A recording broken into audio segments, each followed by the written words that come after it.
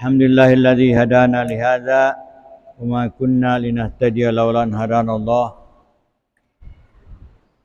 Wassalatu wassalamu ala Rasulillah wa ala alihi wa ashabihi wa man wala.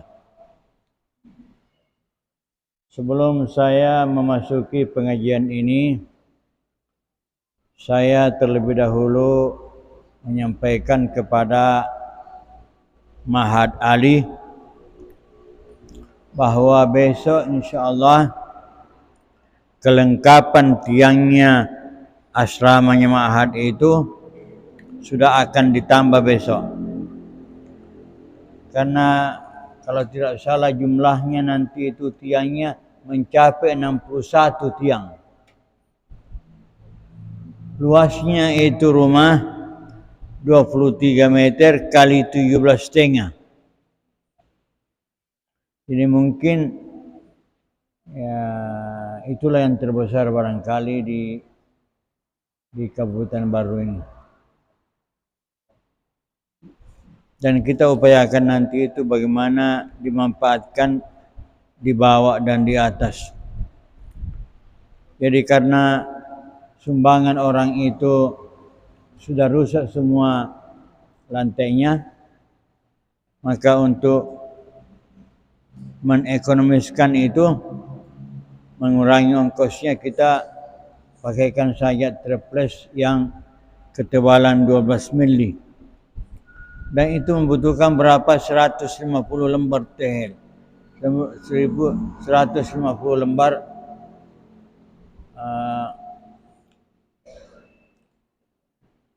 triplex. Harganya satu triplex itu 155.000.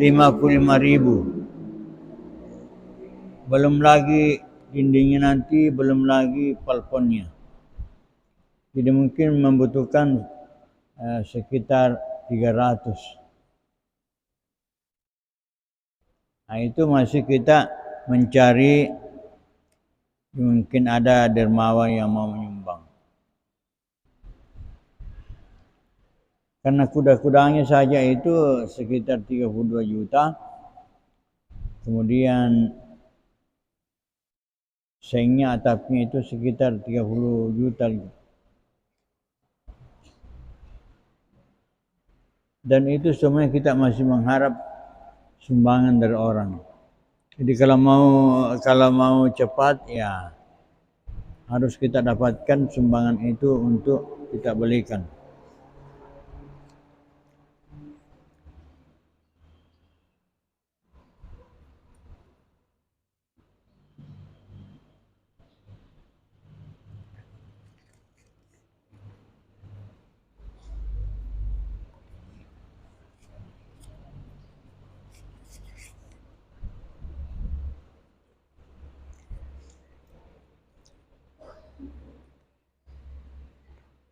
Wa yarwi Ibnu Sa'ad, dan diriwayatkan oleh Ibnu Sa'ad, indama syakat lin Nabi sallallahu alaihi wasallam, ketika mengadu kepada Nabi sallam imra'ah, seorang perempuan, darba zaujiha, pukulan suaminya, dia dipukul oleh suaminya.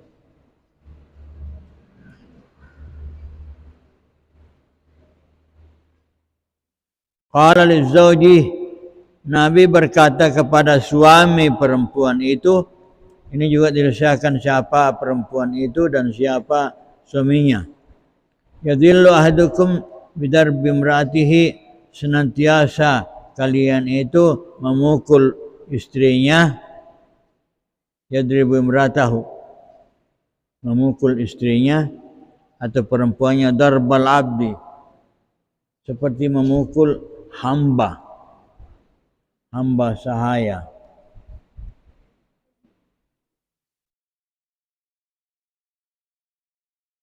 Summa yadillu yu'anikuha, kemudian senantiasa dia juga menggaulinya. Yu'aniku itu kalau ini adalah merupakan kata-kata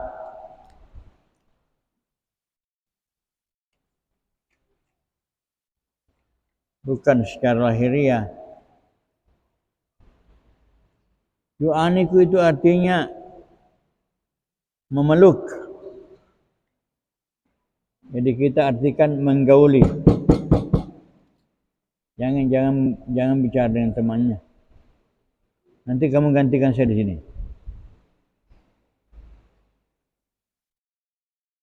Jadi semuanya harus memperhatikan kalau kita memberikan pengajian. Jangan kamu juga memberikan pengajian di belakang. Kalau tidak mau menerima pengajian, lebih baik tinggal di rumahnya saja.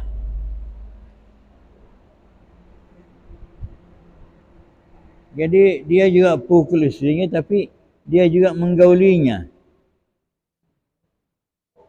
Senantiasa kamu katanya melakukan begitu. Jadi seperti ini sesuatu yang tidak boleh dibiasakan. Seorang suami memukul istrinya. Lebih-lebih kalau istri memukul suaminya.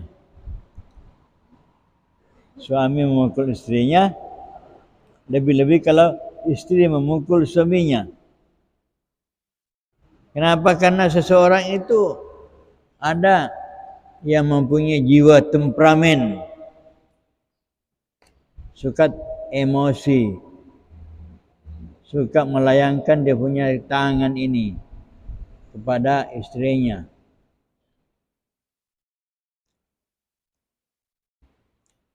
Itulah yang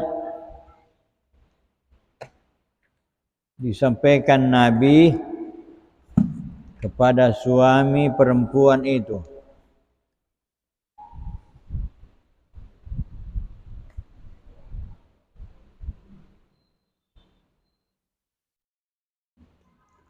Rabi'an yang keempat, wa akhiran, dan akhirnya al-luju' ila tahkim, masuk kepada tahkim. Apa artinya tahkim? Ya, berperkara.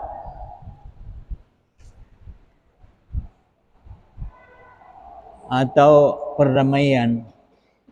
Karena awalnya perempuan laki-laki itu sebelum berperkara dia dulu dia berdamai dulu, didamaikan oleh orang-orang tertentu yang berhak untuk mendamaikan laki dan perempuan yang bermasalah itu. Tidak boleh langsung ke pengadilan. Wadzalika bitadakhuli wasta. Demikian itu karena campur tangan penengah. Ada penengah. Ukala, penengah yang berakal, bukan juga penengah yang temperamen. Kalau penengahnya itu temperamen, ya sudah jadilah. Ya, perempuan dan laki-laki itu bisa saling melanjutkan permasalahannya sampai terjadi perpisahan atau talak. Wadzalika bitadakhuli wasata uqala, jadi perantara yang berakal, min ahlihi, dari keluarganya laki-laki, ahlihi, hi itu damirnya damir apa? Mudzakkar ya. Wa ahliha, dan keluarganya perempuan, keluarganya istri. Qala mana itu? Yadrusuna al-muskilati. Keduanya laki-laki dan perempuan. Yadrusuna, mereka mempelajari apa? Duduk persoalannya. Kenapa sampai suami dan istri ini misalkan ada permasalahannya. Kenapa suami memukul istrinya? Atau mungkin sebaliknya istri memukul suaminya. Tapi kan itu jarang.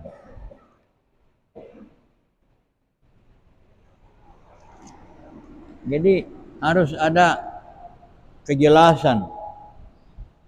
Tidak boleh kedua penengah ini langsung memutuskan sendiri. Harus keduanya dulu mempelajari permasalahan yang terjadi. Apa penyebabnya, bagaimana caranya supaya persoalan itu tidak berulang kembali.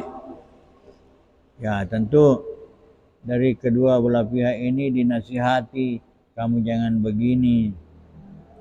Karena ada juga baru satu ucapan suaminya sudah 1000 ucapan istrinya. Bagaimana kalau begitu?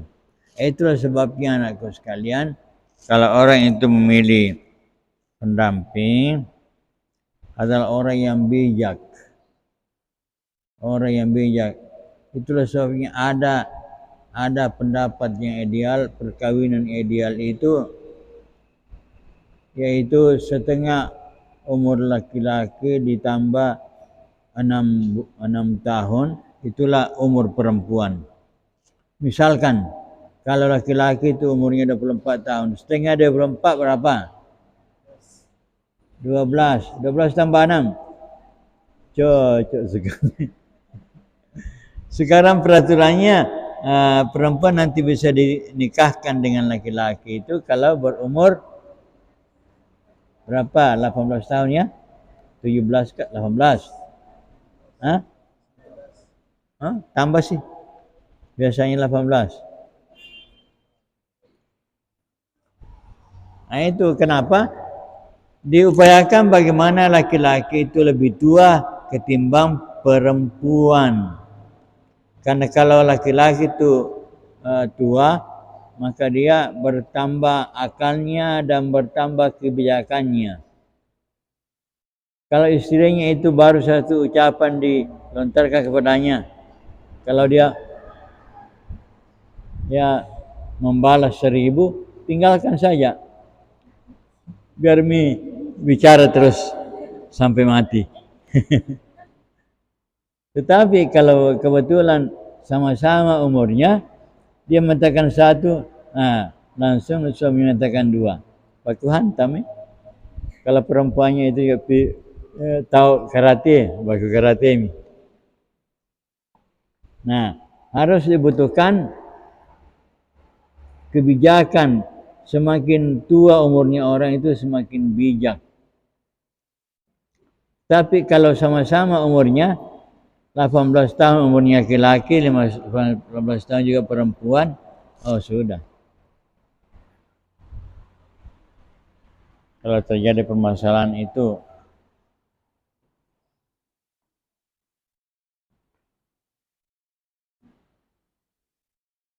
yadrusunal muskilatil qa'imati bainaz zawjaini. Mereka mempelajari problema yang terjadi pada dua suami istri. Kalau zaujain itu artinya suami istri, laki dan perempuan. Wa yaktarihuna al-hulul amaliyah. Dan mereka mengusulkan al-hulul ilmiah, al-hulul amaliyah, mengutarakan apa? Solusi. Hulul itu artinya dibuka sesuatu yang bisa dibuka, sesuatu yang artinya kalau dalam bahasa Indonesia adalah apa? Solusi. Kalau bahasa follow up-nya, ada follow up-nya.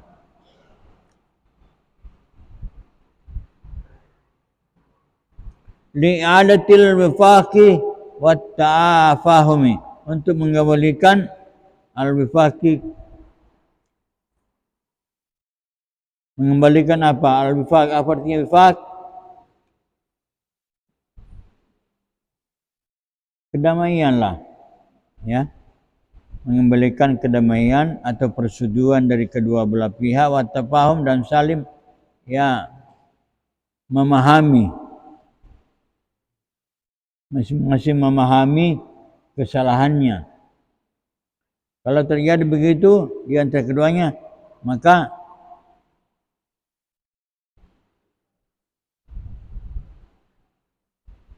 la'allaha tajri qabla wuqu'i talaqi, Mudah-mudahan itu berbaikan qabla wuku' talaqi, sebelum jatuhnya talak.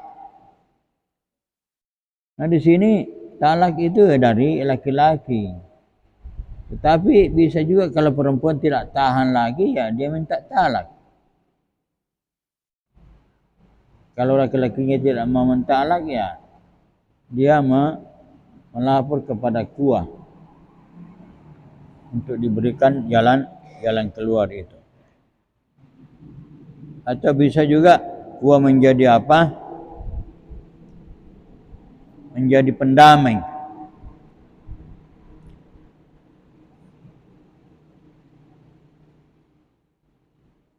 Sekarang ini aku sekalian, ada yang terjadi. Seorang perempuan ditalak oleh suaminya. Lalu perempuan itu mendekati kuahnya. Kuah yang dekati. Akhirnya sang kuah mengawini nanti dia. Padahal kuahnya sudah punya istri juga. Ini bahaya juga ini.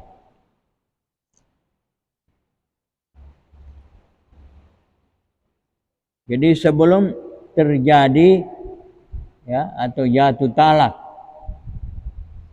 yang dijatuhkan oleh sang suami. Jadi ada semacam perdamaian lebih dahulu. Ada kelompok yang bisa mendamaikan, itulah tadi yang dijelaskan. Ada dari pihak keluarga laki-laki, ada juga dari pihak keluarga perempuan. Nah biasa juga itu ya menghadap kepada ulama yang harismatis. Ada ulama harismatis, ada ulama yang didengar didengar ucapannya. Bagaimana bisa akur ini kedua belah pihak. Wa hadhil ihtiyatatu lazimah. Ihtiyatat itu artinya apa? Keberhati-hatian. Dan keberhati-hatian ini wajib atau harus. Amalan biqaulihi tabaraka wa ta'ala,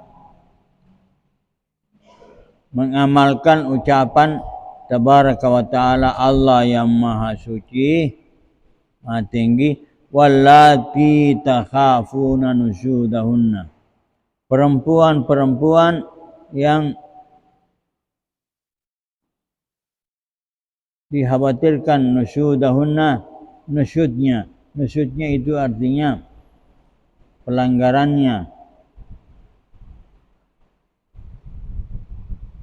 Seperti sekarang ini banyak terjadi apa?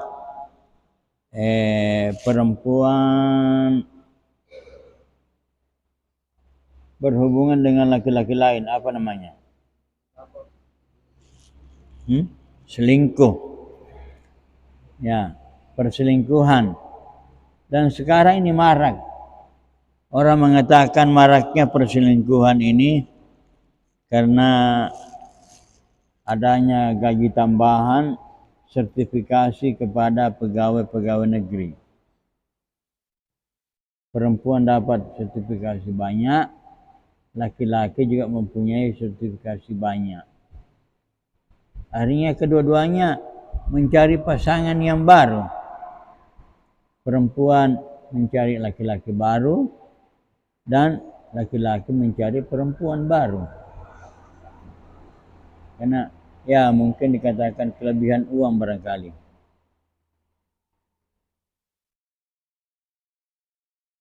Banyak terjadi katanya sekarang. Terjadi ya jatuh talak kedua belah pihak ini. Laki-laki mentalak karena sudah punya perempuan lain yang disukai, dan perempuan yang minta talak karena ada laki-laki yang dia sukai. Jadi mengamalkan firman Allah SWT, wallati takhafuna nusyudahunna, perempuan-perempuan yang dikhawatirkan nusyudnya, perselingkuhannya, fa'iduhunna, hendaklah menasihatinya. Siapa yang berhak menasihati di sini? Ya tentu suaminya. Suaminya menasihati pertama, kemudian keluarga suaminya kalau ada. Wahjuruhunna fil madaji'i, yaitu pisah ranjang. Pisah ranjang. Jadi kalau ada orang yang ditinggalkan oleh suaminya karena suaminya ya ke kamar yang lain, padahal awalnya selalu bersama, maka perempuan itu pasti bertanya-tanya, apa sebabnya ini? Apa penyebabnya ini? Jadi perempuan itu kalau tidak melakukan hal-hal yang tidak dilarang oleh agama, harus berani bertanya kepada suaminya. Kakak kenapa ya tidurnya di kamar lain, biasanya sama-sama kita? Ya tidak boleh malu. Harus menyampaikan. Lalu sang suami kalau dia sportif, dia menyampaikan, ada perbuatan kamu yang saya tidak sukai begini. Sang istri setelah mendengar itu, lalu mengatakan, oh kalau begitu, insya Allah saya tidak mau lakukan lagi. Tidak ada lagi permasalahan. Tapi kalau dibiarkan berlarut begitu, sudah kemasukan setan nanti belakangnya. Ada setan yang masuk di situ. Setan itu bukan untuk mendamaikan, tetapi mengupayakan bagaimana suami istri ini bisa pisah. Bukannya pisah ranjang saya, tapi sudah bisa betulan. Wahjuruhunna fil madaji' wadribuhunna, dan memukul. Jadi perempuan bisa dipukul kalau memang melakukan nusyud, kalau melakukan perselingkuhan, ya maka bisa. Tetapi ulama kita mengatakan cara memukulnya tidak boleh mencederai perempuan itu. Tidak boleh ambil ini baru dihantam wajahnya. Jadi ulama kita itu menganjurkan cara memukul itu bukan pukulan yang bisa mencederai, tetapi mengambil pukulan, ambillah taruhlah ujung selendang atau ujung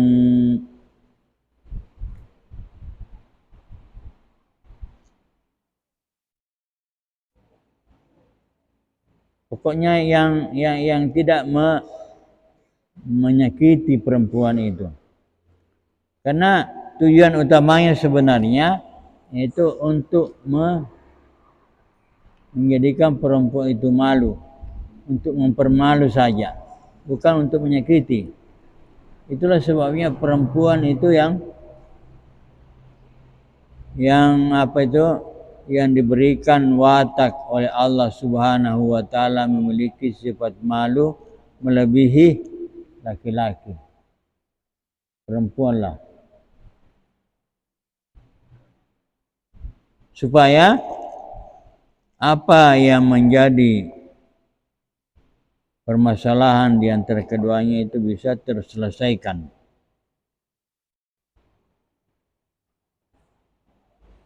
Fa in ata'anakum, apabila istri itu sudah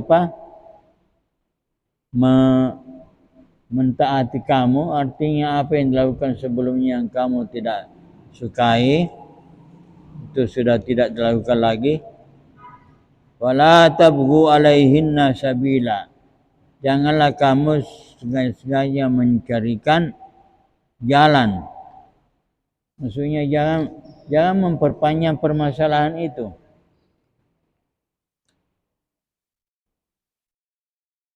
Karena biasa orang kalau terlanjur emosi, dia berupaya bagaimana betul-betul mentalak istrinya. Ini jadi wala tabghu alaihinna sabila, janganlah kamu mencarikan atasnya itu jalan yang lain supaya betul-betul orang kamu talak istrimu itu. Innallaha kana aliyan kabira, sungguh Allah Subhanahu wa taala itu maha tinggi dan maha besar. Luar biasa. Kita ini umat Islam atau agama kita, agama Islam, agama yang paling sempurna. Agama yang mengatur seluruh aspek dan kehidupan manusia. Ada seorang muslimah yang keluar dari keislamannya dan menjadi murtad. Karena ada seorang Kristen mengatakan, itu kamu agama terlalu sukar. Biar masalah berak saya diatur. Di agama kita tidak ada begitu. Orang ini karena kebetulan imannya tipis, terus terpengaruh dengan ucapan itu, padahal disitulah bentuk kesempurnaan kita punya agama, karena semua urusan di dunia ini diatur oleh agama kita. Mulai masalah berak, masalah sampah. Nah, kamu agamamu itu mengatur sampah. Nah, itu urusan kita saja. Agama itu luar biasa. Agama Islam itu adalah agama yang luar biasa.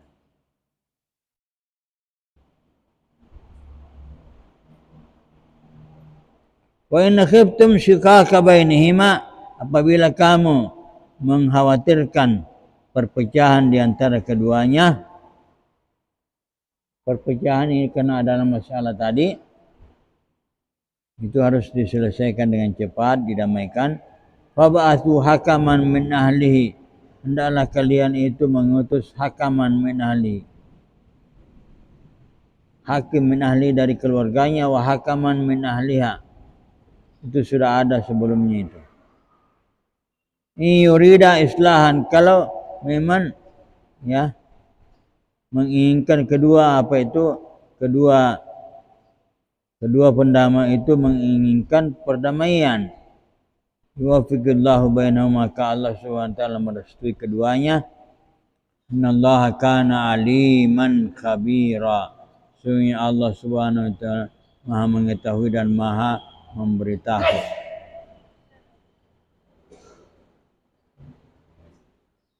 Coba agama kita itu memberikan petunjuk kepada kita bagaimana cara mencari solusi permasalahan ini.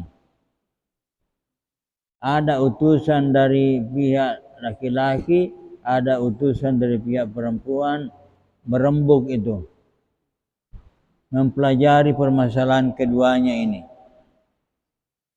sehingga bisa mendapatkan solusinya. Karena kalau tidak dipelajari nanti salah-salah juga, mau mendamaikan bahkan justru menambah permasalahan.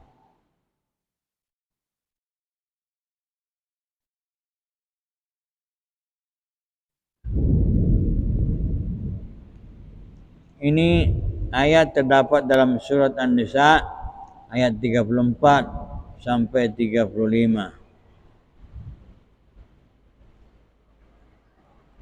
Wa fi hali ta'adzuril wifaqi, dalam wa fi hali ta'adzuri, ketika tidak mampu didamaikan ba'dal akhdhi bihadil marahil, setelah melalui tingkatan-tingkatan ini, ada tingkatan mengutus dua utusan itu untuk mendamaikan. Talikatan wahidah, maka laki-laki sudah berhak mentalak istrinya itu talikatan wahidah, talak satu. Ini talak satu dinamakan talak raji'. Talak sampai talak dua, artinya suami sudah mentalak tapi masih bisa kembali berdamai. kembali seperti semula. Fi tuhuran, tapi dia mentalaknya itu dalam keadaan suci. Apa artinya dalam keadaan suci? Artinya perempuan tidak dalam keadaan haid. Karena kalau perempuan itu haid dinamakan dalam keadaan tidak suci. Ya. Nanti tidak perlu kita mengatakan dalam keadaan kotor. Sekalipun memang betul kotor. Ya, dalam keadaan tidak suci. Karena beda kita mengatakan itu kotor dengan tidak suci. Walaupun maksudnya sama.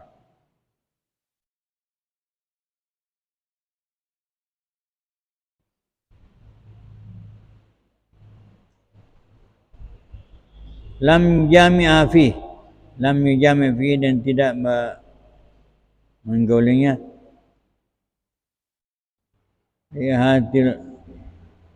Liitahatil fursa untuk memberikan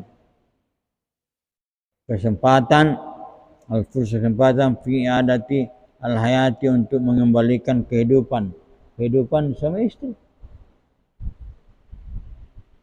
Karena kalau dalam keadaan dalam keadaan talak ya laki-laki tidak boleh menggaul istrinya. Kecuali kalau dia kawin kembali. Fi adatil hayati untuk mengembalikan kehidupan az-zaujiyah, kehidupan suami istri. Ba'da taslikatil ula, setelah terjadi talak yang pertama.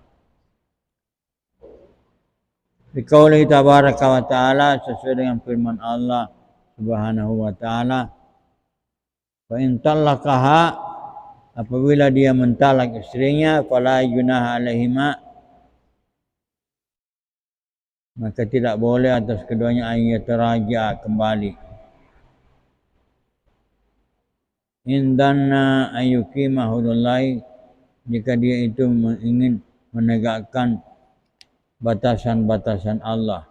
Wa tilka hudullahi bainaha, itulah batasan-batasan Allah di antara keduanya, liqaumin ya'lamun, bagi orang yang mengetahui. Maksudnya kalau sebelum kembali, nikah kembali, ya tidak boleh melakukan pergaulan seperti sedia kala. Sudah jam berapa? Belum?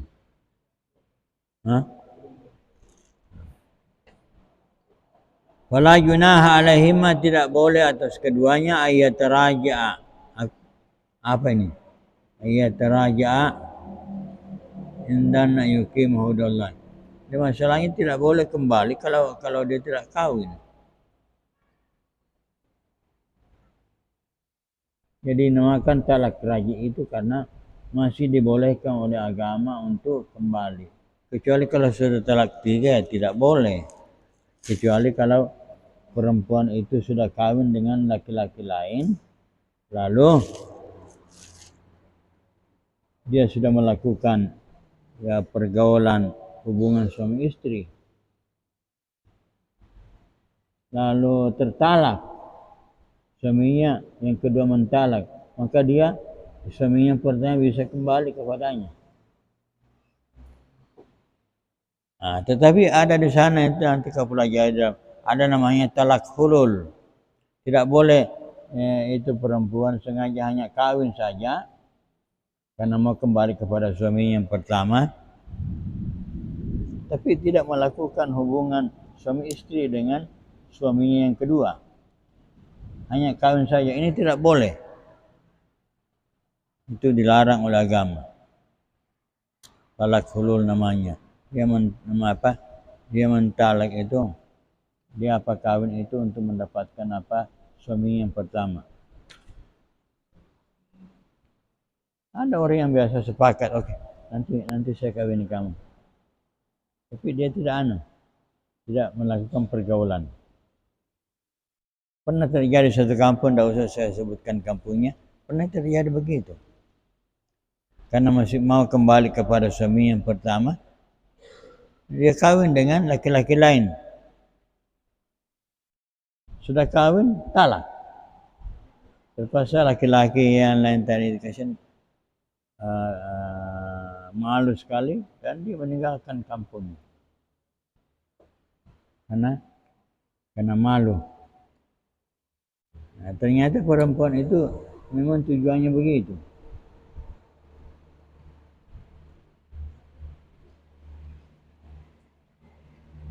Dia nanti bisa kembali kepada suami yang pertama kalau dia sudah melakukan hubungan seksual dengan laki-lakinya atau suaminya yang kedua. Kalau belum bisa. Kalau sudah ditalak 3. Kalau talak raji'i, talak pertama kedua itu ya itu namanya bisa kembali. Ya.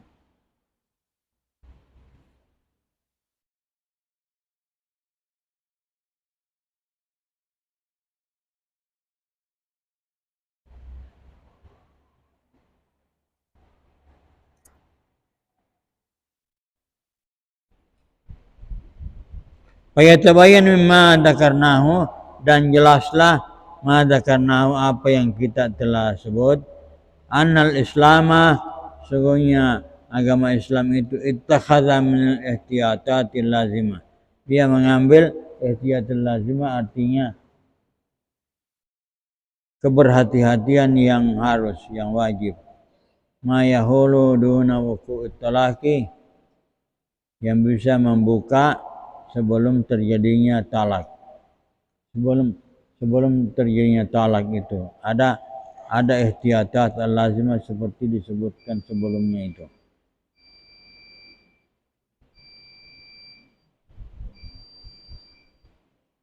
Lima yatarattabu alaihi min nata'ijin wa khimatin ala zawji.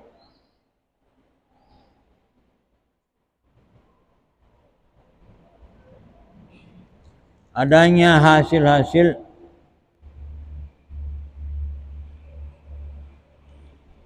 yang berhubungan dengan suami istri wal auladi dan anak-anak. Karena masalah talak ini kalian banyak permasalahan sekarang ini. Bukan yang bermasalah suami dan istri saja, tapi lebih bermasalah kepada anak. Kalau suami itu tidak bertanggung jawab kepada anaknya,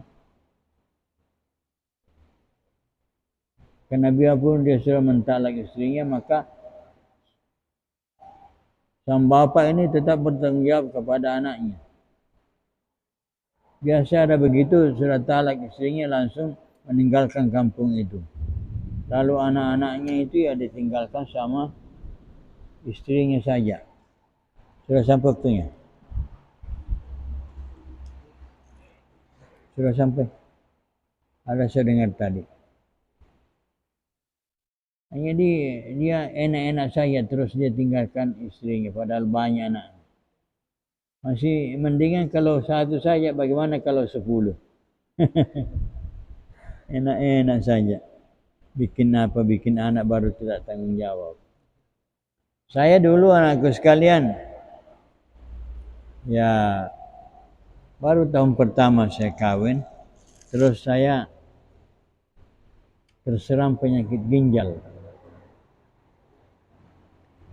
Pokoknya saya rasakan itu tidak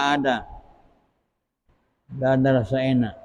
Saya duduk juga sakit, saya baring juga sakit, saya jongkok juga sakit, saya berdiri juga sakit terus.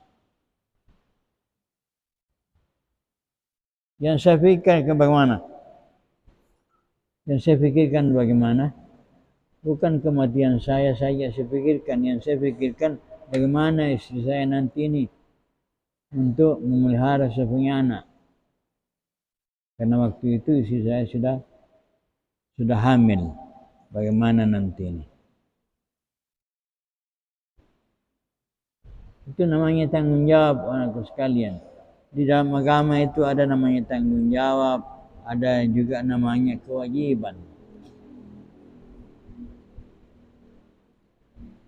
Seorang suami terhadap istrinya dan terhadap anaknya itu kewajiban untuk membelanjai istrinya dan anak-anaknya. Ya. Adapun masalah tanggungjawab, seorang bapak itu seorang bapak atau seorang ibu bertanggung jawab untuk menikahkan anaknya kalau sudah sampai waktunya. Nah, kenapa masalah perkawinan itu hanya dikategorikan sebagai tanggung jawab atau dalam bahasa Arabnya mas'uliyah? Karena ada orang tua yang tidak punya kemampuan untuk menikahkan anaknya. Bagaimana kalau orang tua itu tidak mampu, tidak ada uangnya, padahal anaknya sudah sampai waktunya untuk dikawinkan dengan perempuan lain? Bagaimana kalau tidak punya uang? Mau diapakan? Sehingga dalam agama itu hanya dikategorikan sebagai mas'uliyah. Menikahkan anak itu adalah mas'uliyah, tanggung jawab saja. Jadi seorang anak tidak boleh itu memaksa orang tuanya, kawinkan kamu, nikahkan saya dengan perempuan itu, padahal orang tuanya tidak punya uang. Maka anak itu termasuk berdosa kalau memaksa orang tuanya, padahal orang tuanya tidak mampu.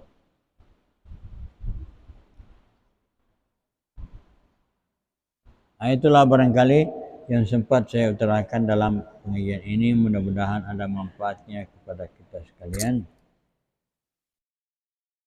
Berapa menit?